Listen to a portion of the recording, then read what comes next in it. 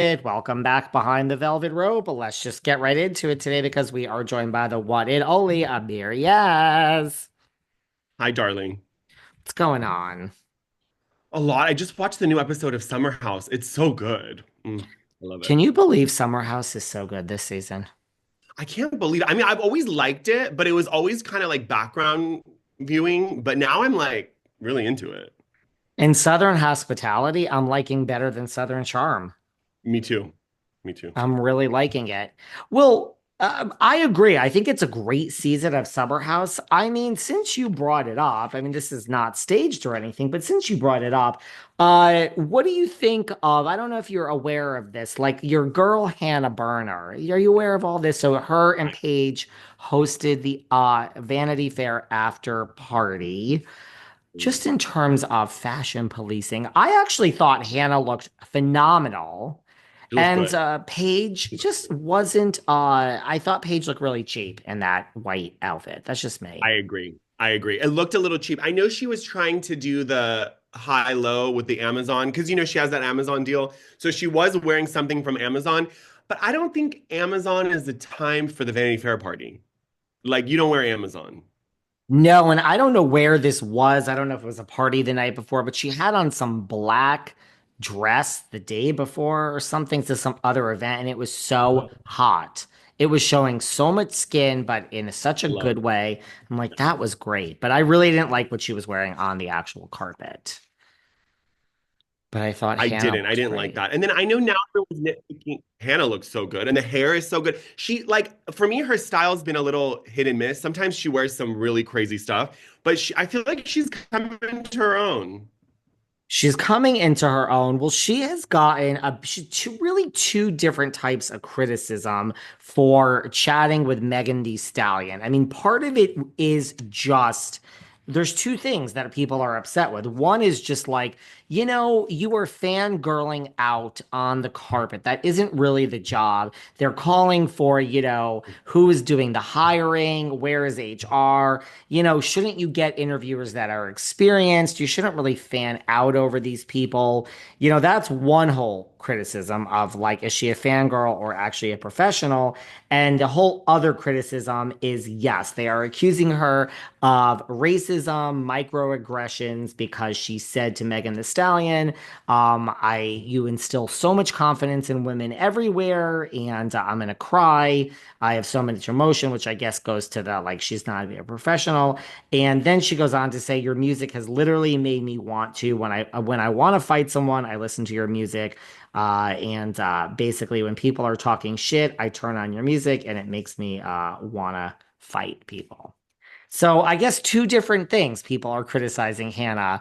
Let's take them both separately. How do you feel? Was she unprofessional? Is it unprofessional to fangirl out? Julian Hough with Timothy Chalamet was just the It was same. bad.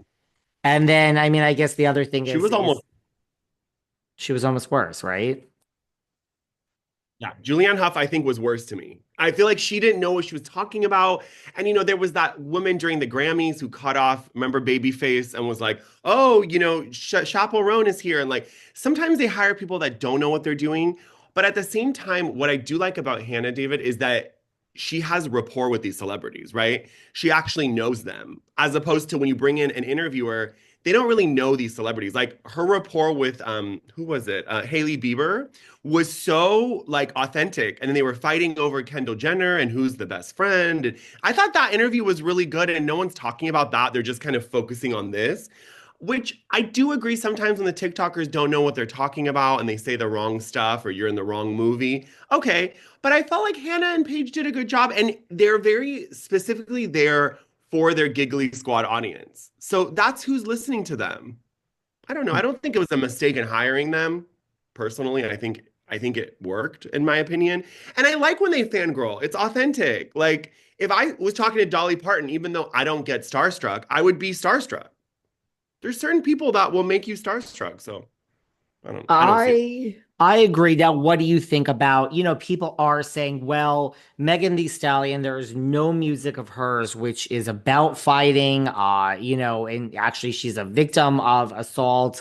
In what world like do we associate Megan Thee Stallion with fighting? Because none of her music is about fighting at all. And you're basically, just making a lot of assumptions here, Hannah. So people are saying microaggression slash racism. How do we feel about this? I think racism is a stretch. I think microaggression, sure, I can receive that. When I heard it, I was like, oh, I wonder if people are gonna think because I watched it like before all the news came out. I saw the clip and I was like, I wonder if people are gonna say like something about because her Tory Lanes and all that stuff. So I was like, are they gonna bring that up? I was like, maybe not.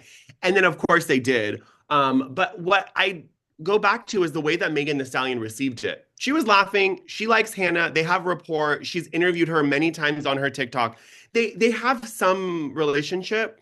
I don't think she took it that way. I mean, Hannah has since apologized. I actually I took a screenshot of the apology. Oh, What did really? she say? Let's see. I didn't know she I did. apologized. She did on her Instagram. She did. Interviewing Megan Thee Stallion was a dream of mine. I love her music, and it's my go-to whenever I need to boost my confidence before a show. Looking back at the interview, I wish I used any other word except fight to describe how her songs impact me. It was a careless choice of words, and though there was no ill intent, I recognize and acknowledge that what I said has a deeper meaning, and I'm so sorry to Megan. I appreciate everyone who brought this to my attention. Eh, that was good. I thought it was authentic. It didn't feel like a publicist made her do it. That's not the vibe I'm getting.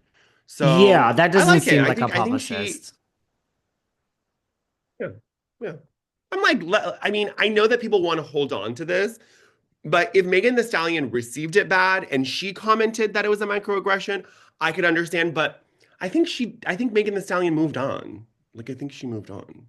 I think she moved on. I mean, I see yes to all of the above. I see what people are talking about. I don't think Right. it bothered Megan Thee Stallion. I get it. I get it all. It's not that I can't see how that's not a microaggression, but I don't necessarily think she meant anything by it. And I agree. I don't think that apology is a publicist apology. So good for her No. for at least addressing it because I'm not sure that I would have, and I'm not sure everyone would have. There are people I've had on this podcast where I really have been a super fan, like Susan Lucci. And, I have said at the end of the interview, like, by the way, this is my job. I would be interviewing you regardless, but I have to tell you, this is like, I am just such a fan. I've been a fan since day. I mean, granted, I keep it to like two sentences and show no real emotion or some emotion. And then we move on. So, I mean, I see it. Like there are certain people I don't think it's bad to say, like, this is my job and I'm doing my job. And now that this is over, this is just like, I mean, and big celebrities say that to other big celebrities when they meet them. So, yeah, I Mhm. don't know why I think being prepared for the interview, look, it's a whole different set to be on a red carpet. I mean, you really got to know something about every single person, which is not so easy. You do. It's not easy. And they don't want to sometimes answer. I've never done like a Hollywood red carpet. I've been on many of them with clients. I see like it's a lot of chaos. I've done like I did like a gay award show. And even that was hard because you're trying to grab people and they want to talk to, advocate. They don't want to talk to you. So you're trying Mhm. to get people and you're trying to hustle them over and you have one question. If they don't like the question, they shuffle them along. It's pretty quick. And remember, it's live. So give her a little bit of a little bit of grace. She's a comedian. She is a reality person.